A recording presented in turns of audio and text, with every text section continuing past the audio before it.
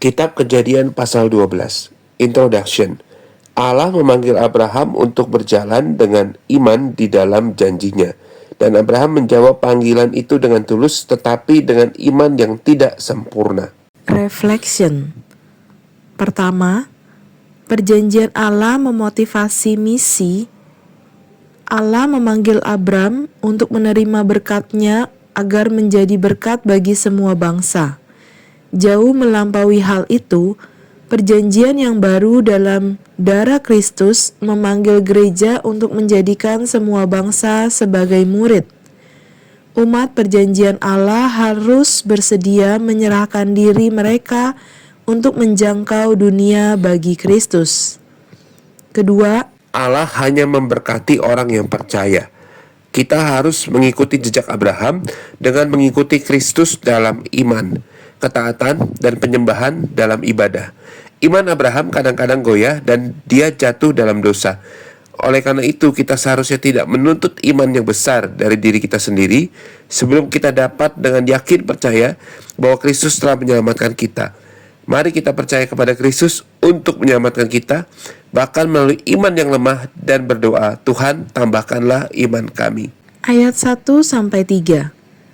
Ketika Allah memanggilnya, Abram pindah dengan iman dari Ur ke Haran dan akhirnya ke Kanaan. Allah kemudian membuat perjanjian dengan Abram, mengatakan kepadanya bahwa dia akan menjadi pendiri bangsa yang besar. Bangsa ini bukan hanya akan diberkati, demikian firman Allah, tetapi bangsa-bangsa lain di bumi akan diberkati melalui keturunan Abram. Israel, bangsa yang akan muncul dari Abram, harus mengikuti Allah dan mempengaruhi bangsa-bangsa yang berhubungan dengannya. Melalui silsilah keturunan Abram, Yesus Kristus dilahirkan untuk menyelamatkan umat manusia. Melalui Kristus, manusia dapat memiliki hubungan pribadi dengan Allah dan diberkati tanpa batas. Ayat 2. Allah berjanji memberkati Abram dan membuatnya masyhur. Tetapi Allah memiliki satu syarat. Abram harus melakukan apa yang Allah kehendaki untuk dia lakukan. Ini berarti meninggalkan rumah dan teman-temannya dan pergi ke suatu negeri yang baru, di mana Allah berjanji untuk membangun sebuah bangsa yang besar melalui keluarga Abram. Abram taat berjalan menjauh dari rumahnya untuk menyongsong janji Allah akan berkat yang lebih besar di masa depan. Allah mungkin mencoba untuk menuntun Anda ke tempat pelayanan dan kegunaan yang lebih besar baginya. Jangan biarkan kenyamanan dan keamanan posisi Anda saat ini membuat Anda kehilangan rencana Allah untuk Anda. Perjalanan Abram menuju Kanaan, Abram, Sarai, dan Lot menempuh perjalanan dari Ur di wilayah Kasdim menuju Kanaan melalui Haran. Meskipun ini merupakan rute yang tidak langsung, namun rute ini mengikuti aliran sungai, bukannya melintasi padang gurun yang gersang. Ayat 5. Allah berencana untuk membangun suatu bangsa dari orang-orang yang akan Dia sebut sebagai miliknya. Dia memanggil Abram dari kota Ur yang tidak mengenal Tuhan dan berpusat pada diri sendiri ke wilayah subur yang disebut Kanaan, di mana sebuah bangsa bermoral yang berpusatkan pada Allah dapat didirikan. Meskipun kecil dalam dimensi, tanah Kanaan adalah titik fokus untuk sebagian besar sejarah Israel, serta untuk kebangkitan kekristenan. Tanah kecil ini diberikan kepada satu orang, Abram, memiliki dampak yang luar biasa pada sejarah dunia. Ayat 7. Abram membangun mezbah untuk Allah. Mezbah digunakan dalam banyak agama. Tetapi untuk umat Allah, mezbah lebih dari sekedar tempat pengorbanan. Bagi mereka, mezbah melambangkan persekutuan dengan Allah dan memperingati pertemuan penting dengannya. Dibangun dari batu kasar dan tanah, mezbah sering tetap ada selama bertahun-tahun sebagai pengingat terus-menerus akan perlindungan dan janji Allah. Abram secara teratur membangun mezbah untuk Allah karena dua alasan. Satu, untuk berdoa dan penyembahan. Dua, sebagai pengingat janji Allah untuk memberkatinya.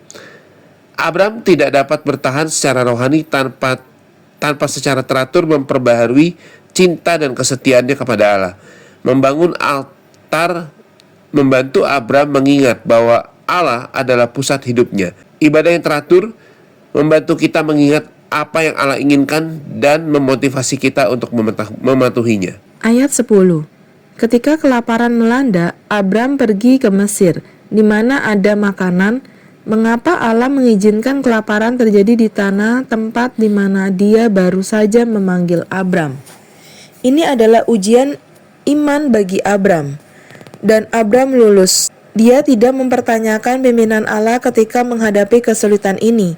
Banyak orang percaya menemukan bahwa ketika mereka memutuskan untuk mengikuti Allah, mereka segera menghadapi rintangan besar. Bila lain kali kita menghadapi ujian semacam itu, jangan mencoba menebak-nebak apa yang sedang dilakukan oleh Allah.